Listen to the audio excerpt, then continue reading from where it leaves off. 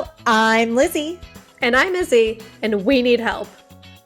Each week we stumble through a new book, method, or concept that brings us one step closer to being our best self. Yes, we make fun of ourselves. And others. But mostly just ourselves. So here's to not taking self-help quite so seriously. Welcome to the We Need Help podcast. I'm Lizzie. And I'm Izzy, and today we are reviewing Reasons to Stay Alive by Matt Haig. And I'm super excited because we have a very special guest, my better half, my ball and chain, Maciek. We call him Maciek, but his name is Maciek. For those in the United States, it's a popular Polish name, but we just call him Maciek. Mr. Maciek. He's all kind of magic. Mr. Maciek, welcome. Hello. Yay, welcome. Hello, ladies. I'm here. I'm just really unhappy to be here. Reluctantly, I agreed. There was a sense of an obligation. Yes, it's a pure, unbridled obligation. Absolutely. Kicking and screaming. Yeah. It's like kicking and screaming. You guys can't see it, but she's got a gun pointed to his head. A gun. It's worse than a gun, you know. It's this moral obligation. It's this just like you owe me this, you know. It is just this is worse. Then I listed all the things I've ever done for him in 8 years. Yeah. And I'm like, you can't do this one thing. Roll out the scroll.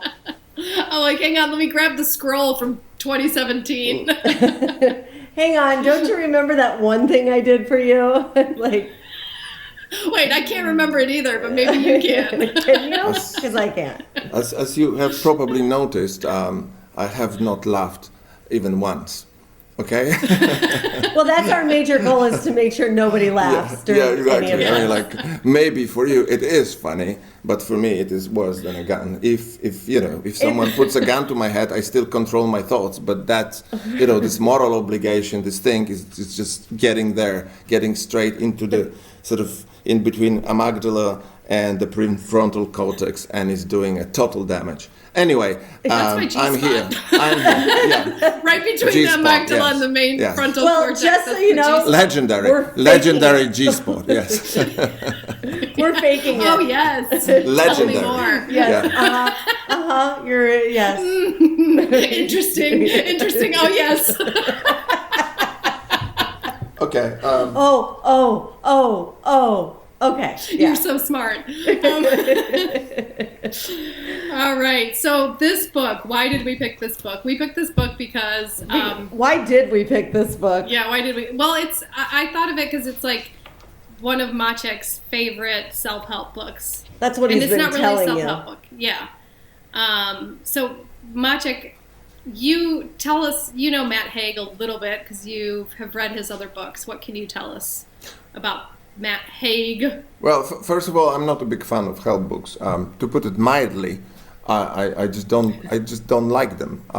There are a few. Why? I read something interesting about the help books that self-help books that there are probably more than 100 published every year. Probably there's more. If you do it country by country, probably there's thousands.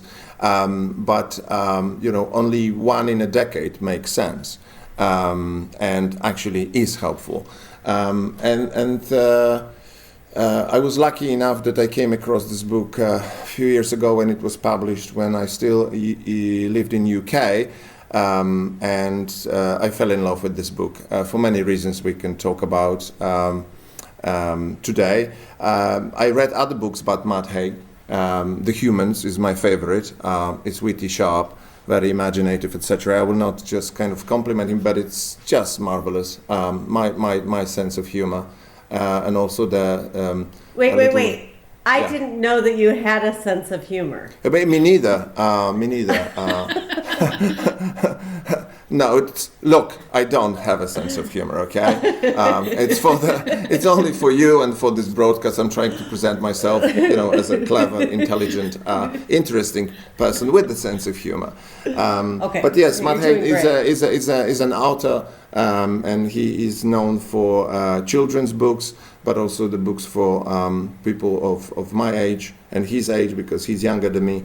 There's Some people categorize it as sci-fi, some as whatever, but it's not about it. He's a brilliant storyteller. He's a very, very sharp, witty writer, talented guy. I love the book, Reasons to Stay Alive, because I could identify a lot with the contents of this book, which we can, I think, touch on later. And that's me. I shut up now. I love it. Yeah, he's Matt Haig. He's an author for children and adults. His novels have been described as dark and quirky, which is how I'd like to describe myself. You're the only one that's describing you like that. Yeah, people always need to funny describe because something. Yeah, you have to describe. Poland doesn't have many black people, like African Americans or people from other things. So because I have brown hair, I'm called the black one. Like, they call me the dark one, and I'm like, I'm pretty pale. Like, I thought they were describing you as dark and quirky, like you have a dark sense of humor. No, I didn't realize it was like your tone. They don't go that far. It's my tone. It's okay. dark. Yeah. So they also. I don't know. I mean, Jewish, just think about Poland and then become. The word basically, black doesn't have the same connotation as for the people in the United States. So I wouldn't bring it up that way. I have to protest. But anyway, quirky and dark. Assuming that Poland is actually real, which. Okay. Poland is real, and it's just the vanguard of civilization, if you ask me. It's just the best in everything, but it's humble enough so nobody noticed yet. But wait there. Okay, so Poland, and I'm doing the funny ears. Poland. Okay, so, yeah.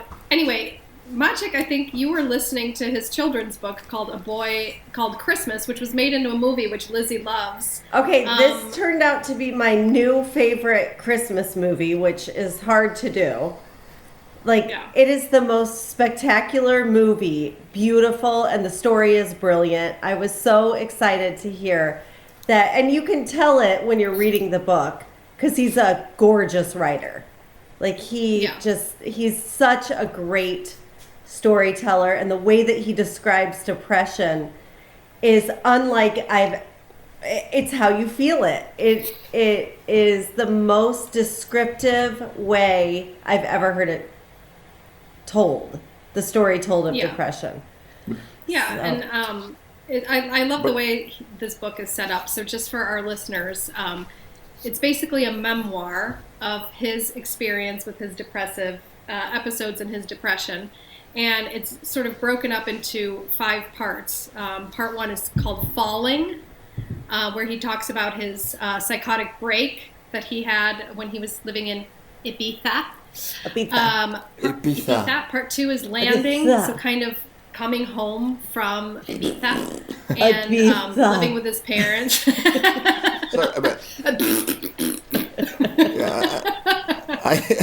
How can you be depressed when you're in Ibiza? I'm sad. I'm sad. Can easily get depressed in Ibiza, I think.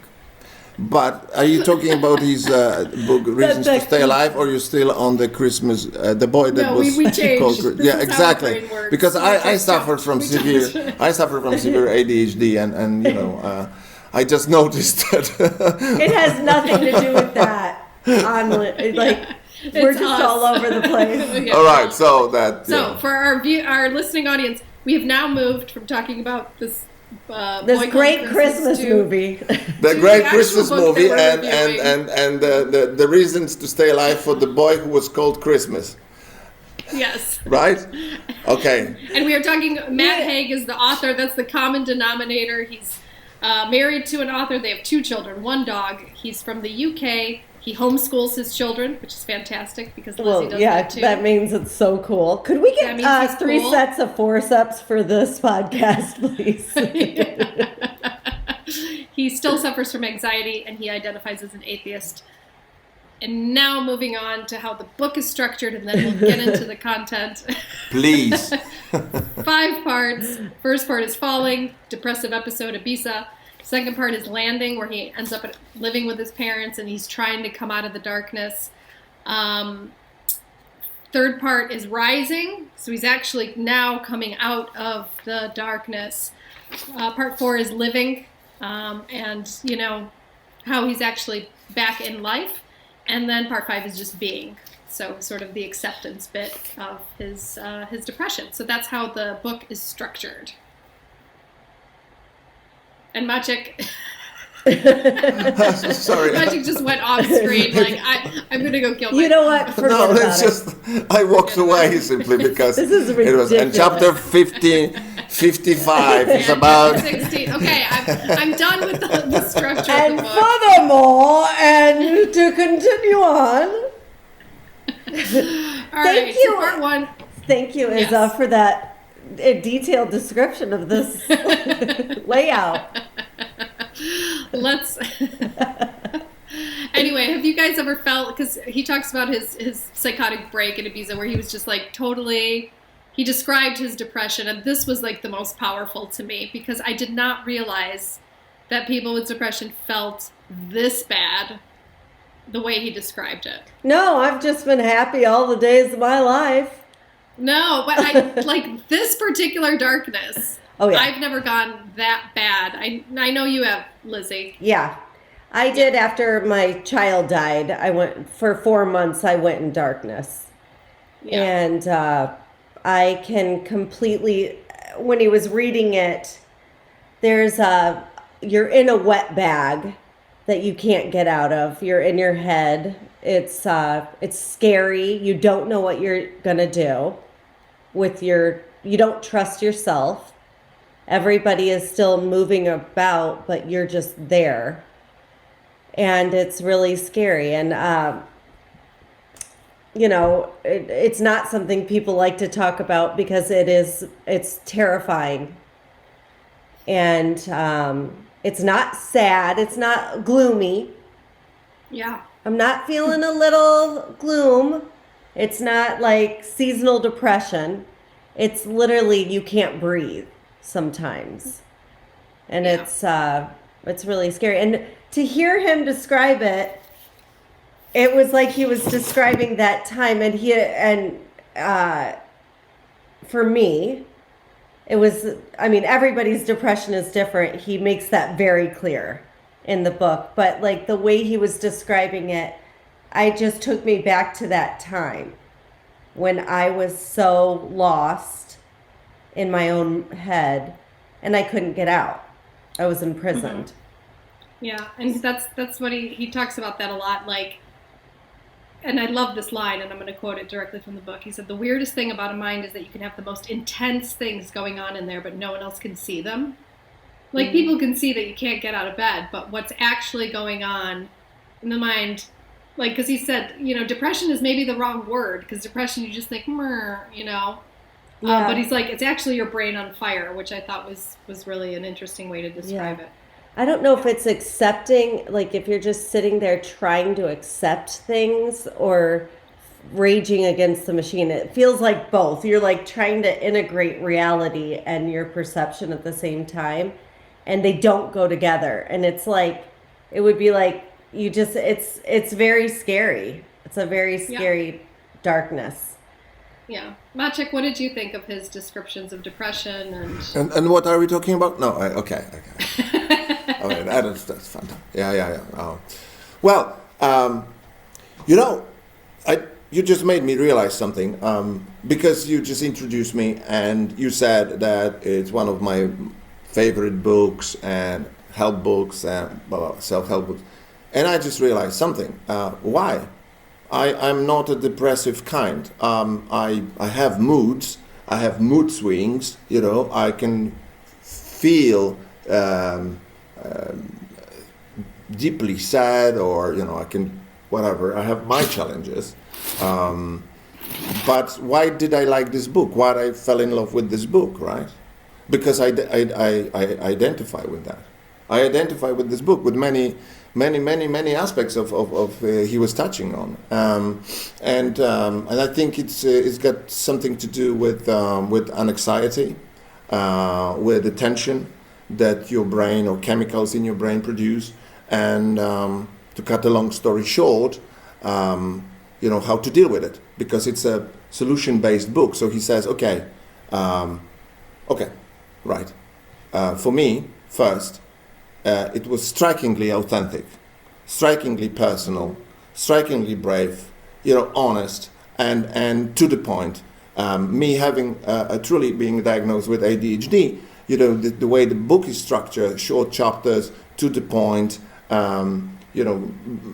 you write, there is a rhythm to it. So, me with the dyslexia, dyscalculia, and whatever I have. Your brain is on fire. Yeah, my brain, Similarly, your brain is on fire. Yeah, my brain is, I have this brain on fire anyway.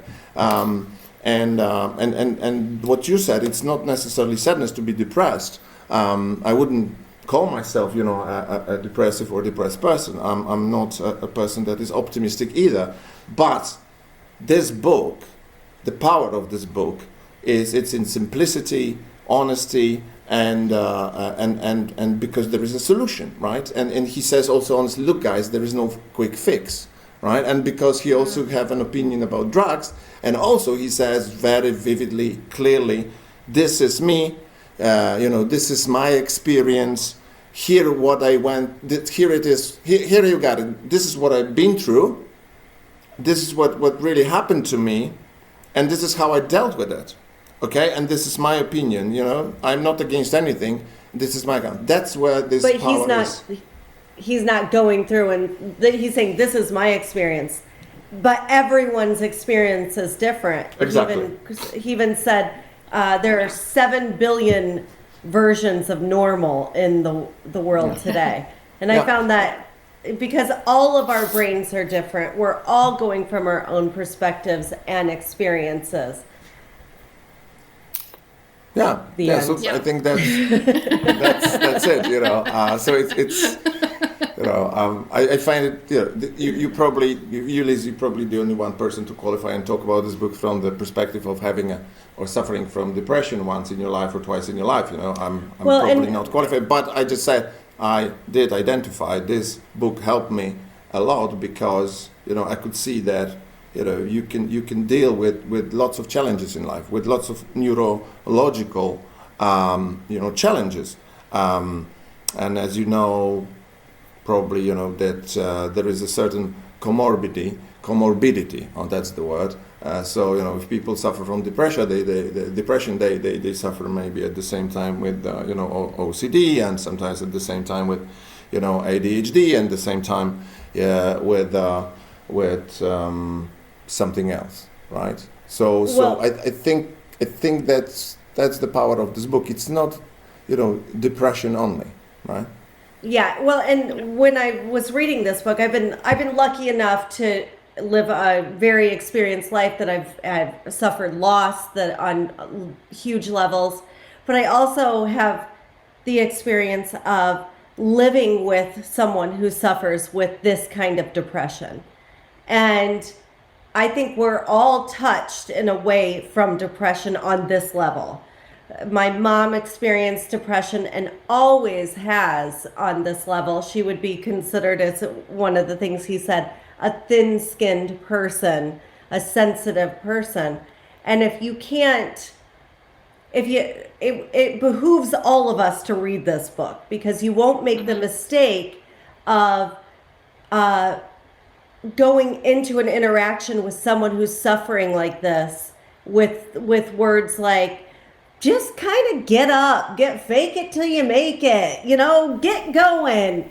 And he describes what they're going through or what he went through, and maybe you can be enlightened not to say something so stupid.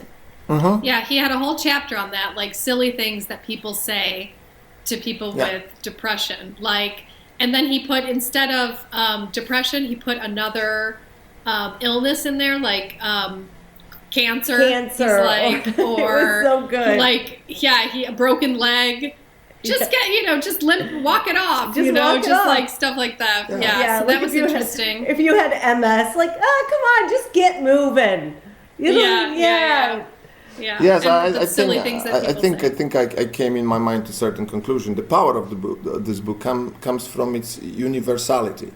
It's a universal book about the power of the brain and what the brain can do to you okay, or the chemicals in your brain, your wiring can do to you. I think that's why lots of people can identify with this book, like myself, because it's about feelings, it's about emotions, it's about, the pain they trigger.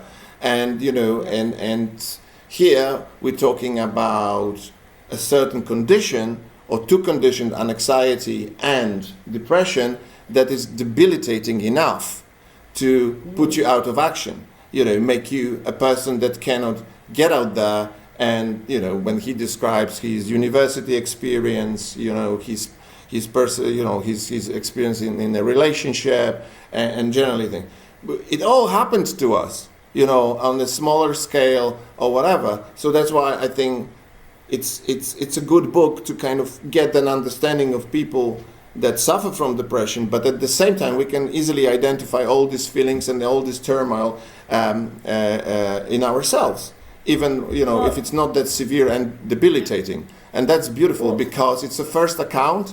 It's not medical or scientific blah blah blah, that oh wow, now I feel wiser, now I can understand. No, this is really like, okay, that's my perspective, and here's what happened to me. This is how I used to be. This is what happened, and this is how I am now. And you can't argue. You can't argue with experience. Yes. It's the you can argue with It's the Private Ryan of depression. Yes, is what it is, because it shows you what it's like in the trenches of this war. And it's really important, I think, for us all to understand that, like, we are touched by this kind of depression every day. People that we walk amongst are feeling like this. And if this book does nothing for any of us, it fires up our empathy for what is that people are experiencing out there that is so hopeless and so scary that, when somebody comes to you and they say, I am having these lows, these darknesses, you can read this book and instantly know what that feels like. And care about this. Yeah. It's like you've been shown an autopsy of his brain. Yes. Yeah. I love that because, And now, if somebody experience. tells me I have depression, I'm going to think of the beautiful, the things he wrote about, the feelings. Yeah. But and it how intense also they gives were. you hope. It also gives you hope. Precisely. And there, on one hand, there is, his experience as such, but on the other, it's a brilliant storytelling. I think that's, even if you're perfectly healthy and you don't have any problems, this book is great because you can read it, as you said, Lizzie, for an understanding of other people, what they may go through. And at the end, just to put a sort of a lead on it, it's very passionate. There is passion in this book. The passion and the hope, it's contagious. And that's really what I is. loved it, because I am rather a pessimist, I'm rather a moody, gloomy, guy. Not yes, you. I am. And in my head. So I identify with lots of things And I outside practice. of your head. Sorry? There with the rest Outside of your head as well. And outside of your head as I well. know, I cannot hear. There's something, oh God. What? Yeah, so as I said, Selective hearing. That's the person you've chosen to spend your life with speaking. I know. Yes, so I cannot hear you now. Sorry, but I will finish the sentence. Yes, so I am a beautifully complex, sophisticated individual who's got a depth of vision and amazing empathy. That's why Matt, write to me and I'll share some hints with you. But okay. Yes, Matt, please. Yeah, but enlightened. it's a brilliant piece of work, and the optimism we talk about, and the hope, and I think in one of the chapters, Isa, you have a perfect memory, you remember everything. But in one of the chapters, he's sort of have those 2-3 pages of people, I think on Twitter or some other social platform, just the quotes from people sort of describing the depression in few lines, right? No, he has that, and then he has the hashtag chapter, which is the reasons to stay alive. The reasons to stay alive. Yes, and the reasons to stay alive. And everyone listed their reasons, and they exactly, were so fun. So that's also beautiful, because then someone just sort of I think writes something about like optimistic depressive. I'm an optimistic depressive, and I think that when I read Matt Haig's work, this is exactly it.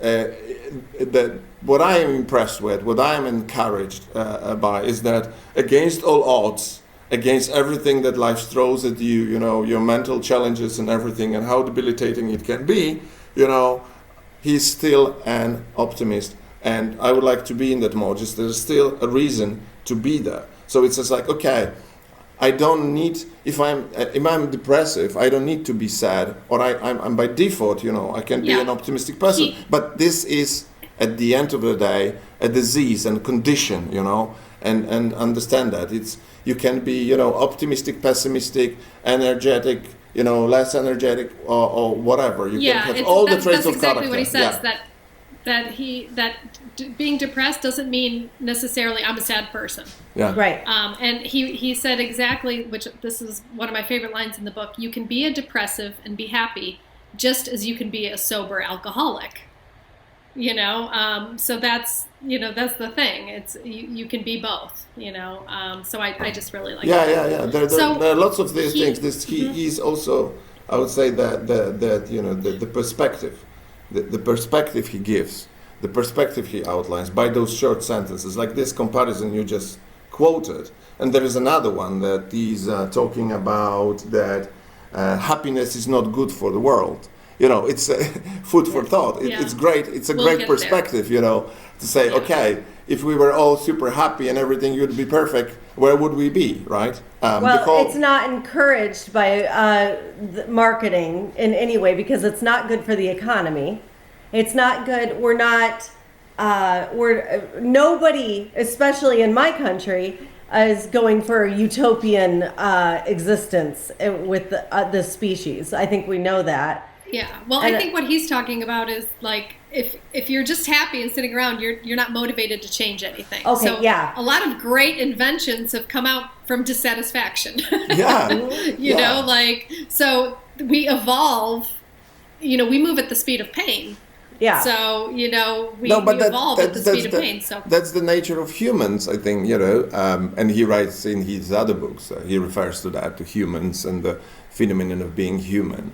And everything that comes along with that, and I think this is a deeper thought because it's easy to blame, you know, newspapers, pharmaceutical companies, so media in generally, then big corporations, generally marketing because they want you to be scared, missing on something, you know, it's all about sex, violence, and, you know, scandal and whatever, just kind of make more money. Yeah, exactly. Give me that. But in fact, it is just because we are like that, you know. We are never happy as a species. If we were happy as a species, we would be probably still roaming somewhere on the savannah, grazing, you know. I'd still be in central Illinois in a town of 1,700.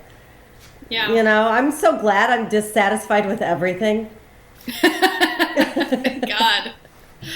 All right, guys. Should we take a banter break? And after the break, we can talk about coming out of depression. Yeah. Ooh, sounds sexy. What do we know? I want the world to know. Of my Thank you all for listening to the We Need Help podcast. We actually need your help. You can become a member of the We Need Help movement. Izza, can you tell us how? Yeah, absolutely. So there's this really cool service called Patreon where you can support artists, people doing different projects, people like us. You basically go to the www.patreon, that's patreon.com/We Need Help podcast. And you can subscribe a monthly donation every month. Stipend, yeah, for just $1 a day. You would be helping us out greatly. And if you become a Patreon, you get access to exclusive content. You get a say in what we do because every month we're going to be picking somebody and they get to pick a book that we're going to review. So you actually have a bit of a say in the art that we produce, which is really cool. And you get to go to heaven. Yes. That's the number one thing. You get to go to heaven. So if you don't do it, you're going to hell. But if you do it, you get eternal life. How awesome is that? For just $1 a day, eternal life. I mean, eternal life for $1 a day. So again, we would really appreciate your support. It costs money to do this, by the way. It costs money. It and does. Time yeah, and we money were shocked. We were shocked. We're like, what? But I do want to say thank you guys for listening, and we would appreciate any support you could give us. Yeah, we just want to get better, and we want to grow, and we want you to grow with us. So that's awesome. We have big plans. We got some big plans. So please become a part. Log on to www.patreon.com/We Need Help podcast, written together. And Patreon is spelled patreon.com/We Need Help podcast. And then you just click on become a Patreon. You can do PayPal, you can do credit card, you can put it on whatever. We don't care how. Just do it. Just do it. Thank you. Thank you. We love you so much. We love you. Welcome back from the banter break. Welcome back. The banter break. Welcome back. Hello, ladies. Hello. How are you? Thanks for staying around. Thanks for sticking around, Maciek. Thanks, Maciek. The pleasure is so- definitely not mine. It's not ours either. Yeah. This is not a reason to stay No, alive. this is not going to save anybody. How amusing. All right. So the next chapters that he has, Landing, Rising, it's all about sort of coming out of this massive depressive episode that he had in Ibiza, where he almost killed himself, but then his like fear of death was less than his his fear of death was greater than the fear of staying alive. So he didn't do it. So then he like moved back to his parents, started coming out of it. He talks about, what it's like to start coming out of it. Lizzie, what was it like for you? Like, how did you actually get up off that couch? Well, when I was in my 4-month depression, I remember the day I had been laying on this mattress in the middle of my apartment. And I remember I was like, I looked around, I like got up, I looked around, there was like beer bottles everywhere. I had been on Valium and drinking. Okay. Valium is like time travel. Like I've taken Valium and then been walking, like it's like you don't know what time or day or anything, especially when you like put booze on it. And then, which I would not recommend. Even though it did work really well for me for 4 months of forgetting the world. Well, but alcohol is a solution. It's not, it's usually the solution for something. So it is medication. So I got up. Do you mind if I take my prayer book now? You take it. Go Enjoy on. it. Go on, Lizzie. Go take it and I'll shove be it back in in the a minute, butthole. Take it like a man. Yeah. Take it like a man. Don't. Take that prayer book like a man, would you? Take it like a man. Take it. Take your prayer book. Get that prayer book. So I got up and I had lost all kinds of weight. My skin was just hanging on me. I looked in the mirror and I was like, I looked at it and I said, how embarrassed would Jacob be if he was alive to have me as a mother? Wow. And I got up, I put on my JCPenney suit, I think I wore it to his funeral too. And I went out and got a fucking job and I just started working. That was my number one depression. And then I went through another depression maybe 7 or 8 years later when I got divorced. I had moved up to Chicago and it just had hit me that I don't know if anybody else has ever had this experience. It hit me that all my problems were my fault. Like I have that every day. Well, now I do. Now I realized it, but I had been so young when I came out into adulthood and I fell on my face because Jacob died right then and there. And then 6-7 years later, I had put myself in such a bad position of just being like so unhealthy with my life that it kind of hit me that everything was my fault, and every decision that I made had put me in this unhappy position. So I laid on the couch for 3 days.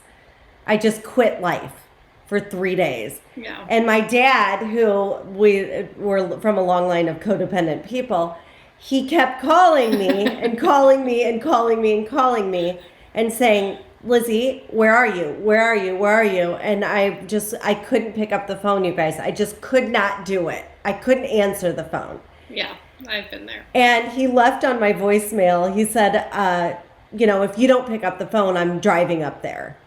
And rather than see my own father, I got up. Oh, hell no. No. The fear of seeing my father was overpowered the fear of a lifetime of fuck-ups. Like erased them. Yeah.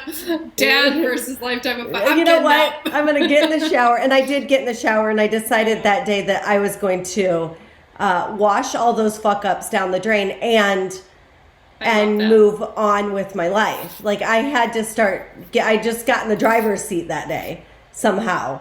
Yeah. Thank you, Dad. Yeah. Thanks, Dad. A broad stroke thank you to my father. So yeah, he starts talking about what Maciek mentioned in the beginning is the solution. Yeah. Like I think landing was the chapter that he was sort of searching-ish for the solution, and he talks about medication. And he says, I'm not anti-pill. I'm pro anything that works. And I do know pills work for a lot of people. But pills didn't work for him. Right. So he said he was more anxious taking the pills. And he just talks about looking for that solution for you. Have you guys, Lizzie, you mentioned the Valium. Have you ever taken medication for anything like psychological issue? Like after my brother passed and after Jacob died, I was on Valium or Xanax. But I've never been prescribed, probably, and thank God, because I am all for whatever works. I don't judge anybody. You do you. I mean, in fact, there's a lot of people, like, I look at their experiences. I would be drinking myself to death if I were them. So I don't even judge them, you know. But I have kind of I don't like the pills. I don't like what they do to people. But I saw my mom be put on them for a very long time, and it just erased her completely. And if I would question it big time. I would try everything else before I'd want to be put on the pills. You know? Maciek, what are your thoughts on this? Well, I choose to stay open-minded. It's very, very easy to sort of step into this territory of evil doctors representing big pharmas and trying to turn people into vegetables. When I read, I don't think I could have said it quite as well as that. Reasons. Yeah, I think that is what I meant before, and thank you. I read you well. I was just saying that it's never enough to stress that it's a very individual experience, and everybody is slightly different. Although we have brains that look alike, brains are just still. Basically, the brain still is a challenge for us to understand it, to know it. I think probably we'll never overcome that. There is certain limitation to our world and our perception, etc. That's for another topic maybe, but in terms of drugs, if some people cannot get out of bed for months, some people really are physically affected by depression or any other condition, and the drugs are, the only remedy to make them sort of live a life, even if it's a life not to the full, but still better life when they are in such a shitty state. Drugs are the solution.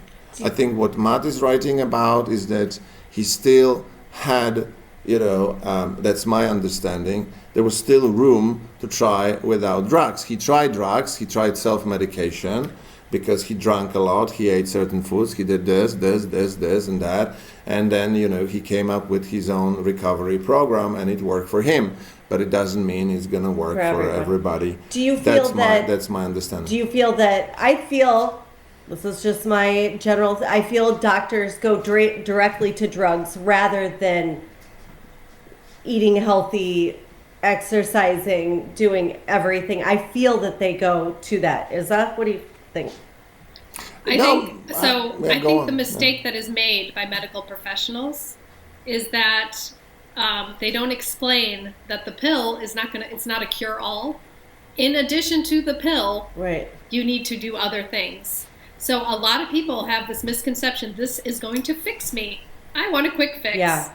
I had that misconception way before I stopped drinking. I was prescribed an SSR, a low-level SSRI, and some other medication that extended my sleep, because I had no problem falling asleep, but I would wake up at 4 a.m. with a panic attack. Right. And I got the pills, and then I was like, problem solved. Yeah. And I didn't know why I still felt like shit. Yeah. It's about a human brain. We love black and white thinking because it helps us to think at all and to function. We need to put everything to certain compartments, have something. It's about short, long-term memory and how your brain is wired.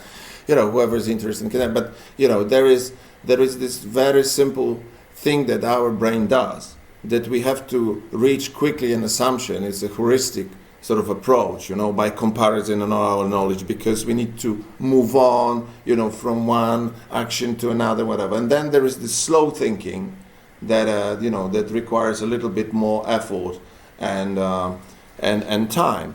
And I just don't want to get into this trap, if you know what I mean. Yeah, I think it is just for one, I don't know what about, we imagine the world without doctors, imagine the world without pills, it's another thing. But generally speaking, again, it's that drugs are there, and yes, it could be better. I agree here with Isa, if people were properly briefed, properly educated about the choices they are making and the alternatives. But in some cases, I'm just judging from my experience, drugs are the only sensible solution because some people suffer that much than any other methods. Even if they tried, they did not work. So that's my thinking, if it makes sense, Okay. I agree, but I do agree that with my own self, that they're prescribing that no matter, they're just, you're walking in and they're prescribing quickly. And I think that that's something that we need to be, as a society, aware of. It's causing problems, with society just prescribing rather than looking at maybe, a lot of other things that could be the problem or be the solution. Yeah, but look, I mean, there's some people like Matt who are still fit enough to make himself to produce enough of dopamine, serotonin, and adrenaline or whatever, and put it get the balance right. And there's some people who need more help, external help. I don't know. That's my take. I just choose to be more open-minded about it. But again, to do the justice for what he's saying. Again, this is his personal account. He's not preaching anything. Right. He's saying this and I love that how I done it, what happened, and what I'm doing with it. Yeah, and I love. You both mentioned that the word hope. There's a chapter where he talks his self coming out on the other side, talking to his past self, saying it's going to be okay. Yeah, it's going to be okay. And that's the rising. Like, you will one day experience joy that matches this pain. And he's talking to himself, because I think that's the hard part of depression. This is never going to end. Right. And he's the future self talking to his past self, saying, you are you are bigger than your depression. There's a light at the end of the tunnel, and it's not a train. Yeah, I think you said that. One of my mentors. Oh, that's said so that. awesome. She's like, I think I see a light at the end of the tunnel, and it's not a train. I love that. And I just that's like one of my favorite quotes. We might have to get a T-shirt and there's a light at the end of the tunnel. Put it on our shop. And it's a train. Yeah. But then, he gets into these hope chapters, what gets you through? And he talks about love, which was one of my favorite chapters. And he talks about his partner and how important it was to find, that was for him one of the reasons. So that was amazing. He listed a lot of celebrities who had depression.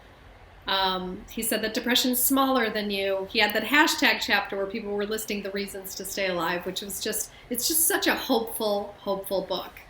I love that it really pointed out that people who are depressed are not alone. And he even had in there that, and I've thought of this many times, anybody brilliant suffers with depressive behavior. A lot of brilliant. I can't think of anybody who is extraordinary in any way that can see highs high. You have to be able to see the lows low, to be able to see the different, if you can see the beauty, you can see the ugly, and it sometimes gets the best of you, Yeah. And I think I think talking purely from my experience, I think he comes to a conclusion that we as humans over centuries or millennia, we came to. He sort of outlines there his own recovery program and ingredients of this program. And when you compare it to other recovery programs or to, let's say, the coaching, ADHD coaching that, I enlisted to and I'm trying to be an ADHD life coach, they're almost identical. How to train your brain, I would say, and how to train your brain to have a more comfortable, joyous life. And there are those important ingredients, and they are intrinsic to our human nature, because our conditions and disease, they take it away. We just need love and being loved. That's obvious, but we need community. We need people who we have a meaningful conversation with, meaningful relationship with. We need activity, physical activity. He's talking about running and sports and meditative nature, of getting into this sort of a mode of a runner, and how he breathes and how his brain starts processing things to get out of the fog. I identify with that a lot. Having ADHD, I have terrible foggy mornings, and I go to the gym to kind of clear the fog, because then when I'm starting slowly bringing back the chemical balance in my brain to the right level. And then there is I think there is another aspect of it, that even the journaling, writing, like in his case, is also therapeutic. It's a therapeutic thing. So you have this couple of essential ingredients, including sleep. Sleep. There's this brilliant book, Why We Sleep. I don't know if you covered it in your podcast. It's fantastic. We haven't but yet. It tells exactly about the important. Yeah, I'm not, and I have strong reasons for that. I can't blame you. We don't listen to it either. And speak for yourselves. Blast it in the morning. So to mention a few of those ingredients, and the last but not least I would mention here is just make yourself uncomfortable. He then, knowing what he knew, he puts himself in those uncomfortable situations. He almost pushes himself, because he knows now that if he goes through this uncomfortable moment, like let's say a social event, right? Then that he will go through it eventually, and he will feel better for the sake of actually going through it. So he's doing it, and when you look at the recovery programs, therapies and coaching methods, they all drive you in the same direction, right? Do you guys just kind of? Do you guys have social anxiety? Of course. I do. Of course. I do, big time. And it's so funny because people think I'm an extrovert. Yeah. Because I love, I do group coachings. I love public speaking. Right. But I hate parties. I hate them. Maciek calls me the, the dash hound. Because in and out. I sit and I have my own little place on the couch. I like to surround myself by things that make me in my comfort zone. And you bring your favorite cookies and place them around. I do. It's like I have to have my thing. And then Maciek's kind of the opposite, which is just weird because he seems more of the introvert, but he loves social engagements. Like he's always sitting there like, we need to be doing stuff. We need to be meeting people. We need to be talking to people. And I'm like, no, we don't. No, because but she's totally satisfied with talking to you. Sorry, but that's why I love Matt's take on it, because it's exactly as it is with my take on it. I feel quite uncomfortable going to the parties and talking to people on in all those social occasions. But I learned, my brain learned through pain that if I do it, even if I feel uncomfortable, and even if it's sort of dreadful at first glance and whatever, and anxiety I go through, then when it's over, I feel great that I've done it. Yeah. Okay? You So that's what that. I tell Lisa, let's go, let's do it. Because although I'm an introvert pretending to be an extrovert, which on its own can be painful, and it's a mental pain to live in such a world. However, I know that because I'm still human, my brain lights up only when it's in the true interaction with a live interaction with another human being. If I don't like it, and that's one of my major discoveries, that if I isolate, which my brain tells me to do, which I have on many occasions in my life, that means death. Yeah. But if I force myself worse. go out there, and even if I have a busy day that will exhaust me completely because of that, so many impulses that my brain find uncomfortable because I talk to that many people, but yet it will make me feel better. And that's what he brilliantly described. I love the way you just said isolation means death. Yeah, because we are not geared up for that. Yeah. We are not geared up for that. Even the introverts. Yeah, we're a herd. We're herd animals. Yeah, we're tribal. Yeah, we actually, we share bacteria even on a level. We're so dependent on each other. But I've never heard isolation means death, and it truly does. It just kind of blew my mind a little bit, because I think of how many times people I know have gone into isolation and then it led to death in some way. Yeah. So the sort of outward life, inward death, if you can memorize that. And if you I need can't. more, I'm like a firefly. But if you just need more help, just call me. I charge only $400 per hour, and it's in Polish zloty, so it's only $100 for you. It's not real money then. Yeah, it's not real money, so it's not real. It's monopoly. No, money. but in it's monopoly ski. In honesty, in everything that I can tell honestly to myself around it. Right. There's a powerful message there which tells me, Maciek, there is no quick fix. And that's what Matt is talking about. If you want to bring back this chemical, bring back the chemicals into a balance in your brain and start feeling more comfortable about living, just general living, you need to do this and that. For everything else is a MasterCard or a pill, okay, or a drug. Mm-hmm. And I have a choice, If the pain becomes unbearable, definitely I can go and ask the professional for help. Or if the pain will be debilitating, so I cannot really do anything, and I would like to do things, because that's as simple as that. So I cannot overcome it myself. So I tried, let's say,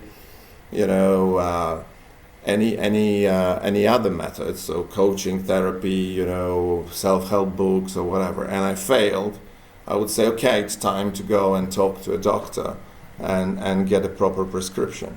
Okay, that's my understanding. Well, let's talk about it. The title of the book, Reasons to Stay Alive. He has this chapter, hashtag Reasons to Stay Alive, where he asks people to submit, some of them, were funny, like a bacon sandwich, or Sunday mornings, bacon rolls, fresh air, my children.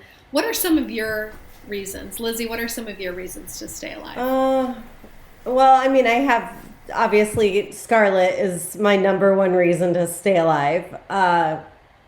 And my family, but I really I love food and I love feeding people.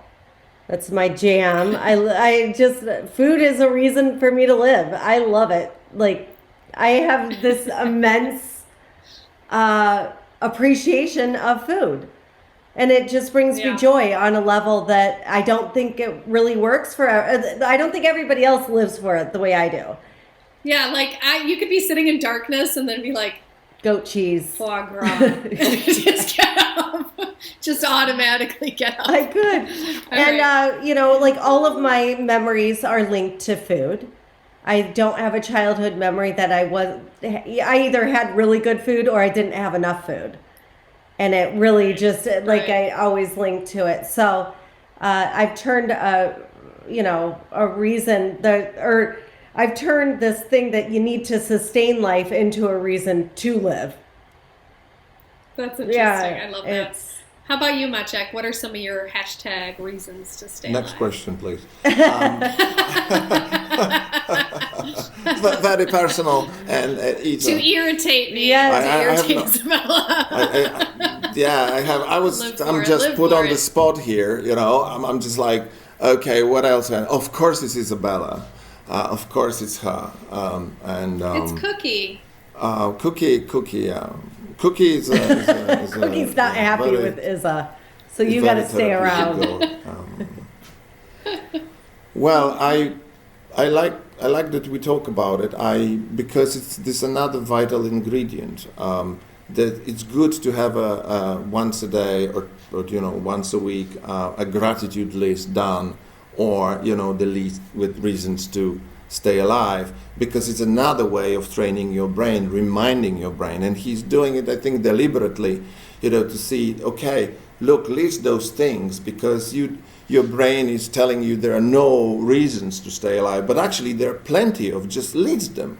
And if I, of course I would put on this list Isabella, Cookie, and for me the very important thing is just to be with the group of people who are my tribe, because I don't feel comfortable and secure. I never felt, even in my own home. I noticed that I very often feel much better in someone else's home, safer and more comfortable. And then it just I realized, yes, because, and not only in all homes, but only when I'm just among these people that, just bring something to the atmosphere, that I feel like this is my home, this is where I belong, it's all safe. I cherish those moments, right?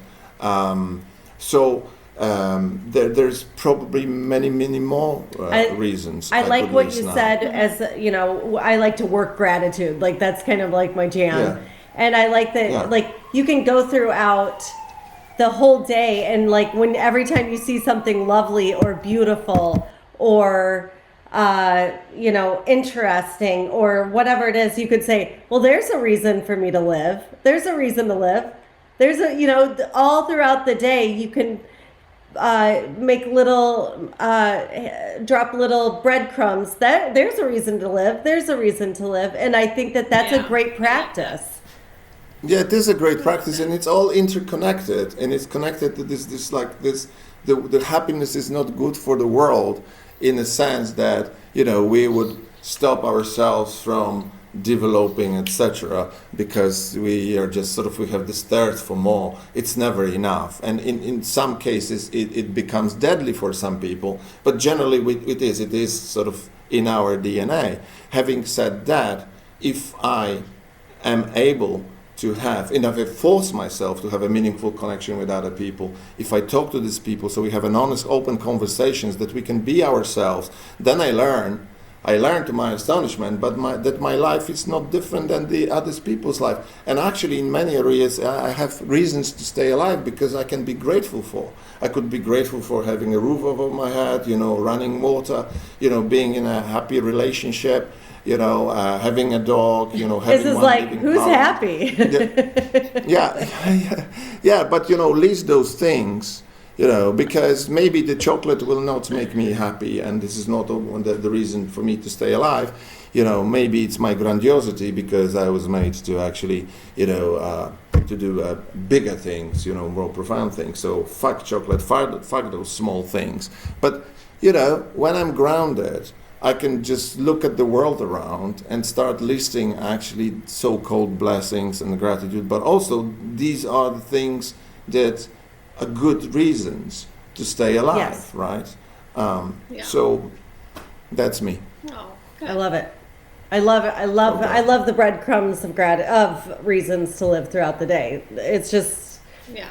that's one of my favorite parts about this book is the things that he kind of suggested looking at, by even making that hashtag. Yeah. Love the hashtag. Yeah. Chapter. Yeah. Right. Good. No one cares about my reasons. I love that. She was waiting. I was like, I fucking hate. This is what I when I moved this to is your Poland. I date. told Lizzie this. This is your bad date. This is my. I'm reliving my first Polish date over and She over and is. over. When I moved to Poland, I was like, I didn't date for a while, and then I started going out on dates, and I would go out on a date, and I would sit across from a Polish dude, and I would ask questions, and he would just answer them, and He would not be once so did I get- happy with the date. He would think it was And going how great. about you? I never got the. And you? Okay, How about you? What are your reasons? what are your reasons to live, honey? Thank you. That's all I wanted. I am dying It's to cultural. know. Is you haven't mastered the culture. The local culture. It's I the will culture. never. It's I just hope I simply never do master culture. From the very childhood, from the very beginning, the mothers educate the kids in Poland not to be too inquisitive and too nosy because it's right. really not nice.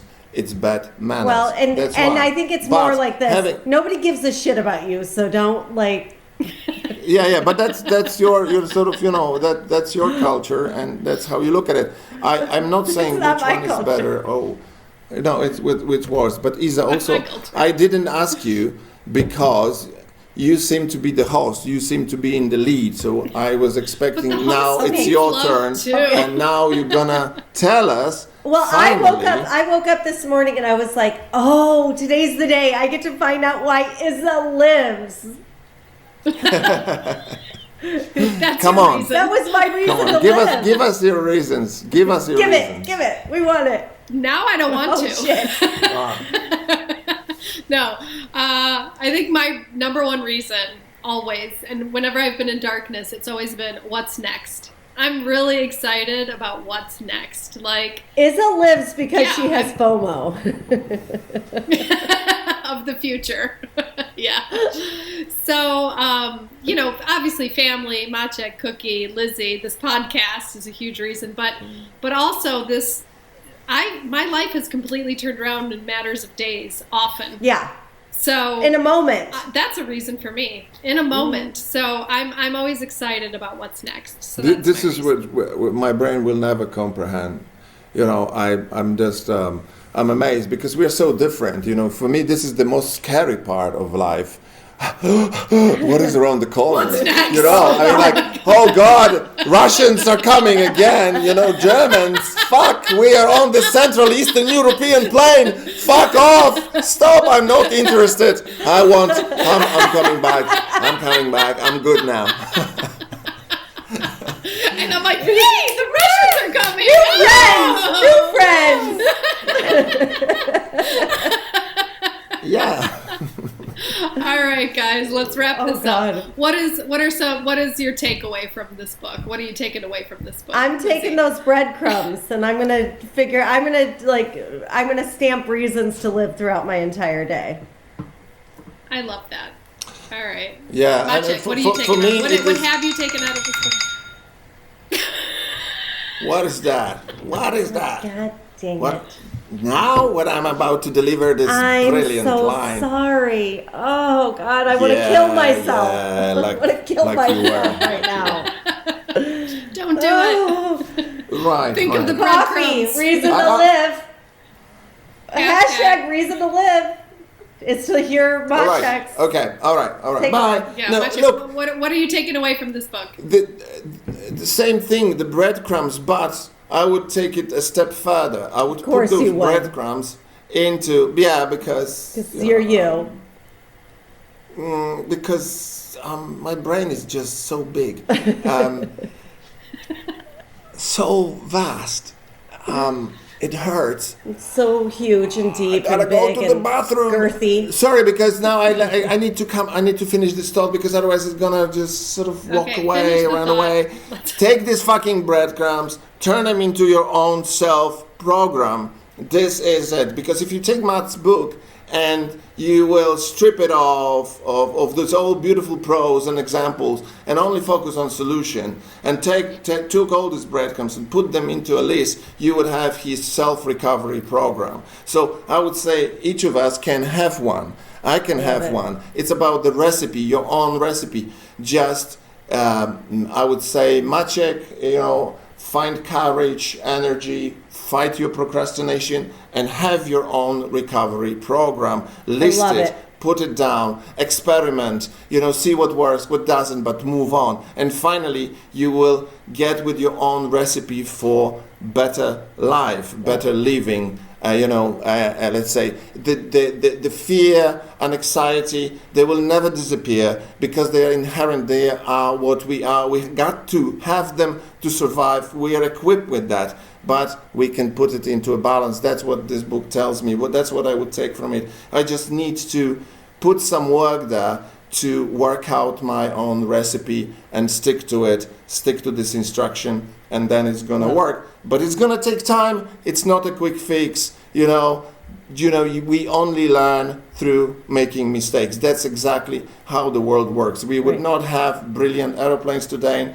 if few thousands of them haven't crashed within the last 100 years. Oh, that's comforting. Over 100. Okay? Because that's how that's the curse, but that's how humans learn, okay? There's no other way, only through stumbling and making mistakes. Okay. And Isa says that very often, which is quite annoying, you're measured as a man not of how many times you fall, but how many times you get up.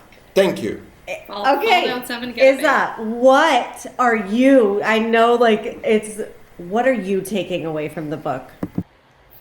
Oh, come on, really? All right. Roll, please. I'm taking away, definitely, personally, that depression isn't just like being extra sad. It's like a brain on fire. That was super interesting to me. Like that actually a lot, almost too much is going on, the overwhelming of that. So that's one thing. And I also I love the breadcrumbs, just to notice more the little things every day and think, hey, that's a reason. That's a reason. Yeah. I love that. Yeah. And what Maciek said, and I think what has been lacking in my life is exercise and how important it is. So important. to feel good. So getting back on the treadmill. Oh man. Darn it. Or whatever. I hate treadmills, but something else that will She's getting enable on me to something and it's going to be great. I'm y'all. getting on something. Maciek's like, All right, guys. Well, Maciek, thank you so much. You were I'm just such an flicking awesome through my guest. prayer book. This was Yes, So next week, what do we got next week? We are doing Diane Keaton's book, Brother and Sister, and we are going to have my brother on. I've the started program, it and it's very, very sad. And it is crazy. It's about having a brilliant brother that doesn't fit in to her family. And they love him and he's difficult. And holy shit, it's going to be hard for me to read because of my brother. Wow. Thank you, guys. Yeah, it's going to be a doozy. Thank you, Maciek. Thank you, Maciek. We love you. Maciek. Thank You were you. wonderful. Thank you. What a great Dziękuję. episode. Spasiba. Danke. Dziękuję. Thank you. Spasiba.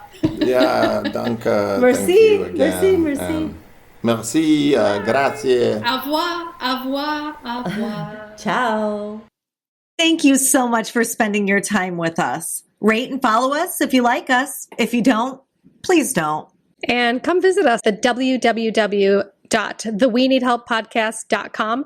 There you can find show notes, links for books. You can join Audible, which is, how we actually read our books. We listen to them. And we have special exclusive content just for you.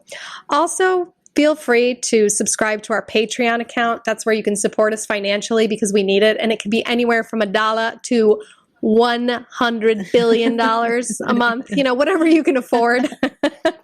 And the link to our Patreon account is www.patreon, and that's spelled patreon.com/We Need Help Podcast. And you can support us on there. We would really appreciate it because we do need help. Awesome. And we will see you next Tuesday.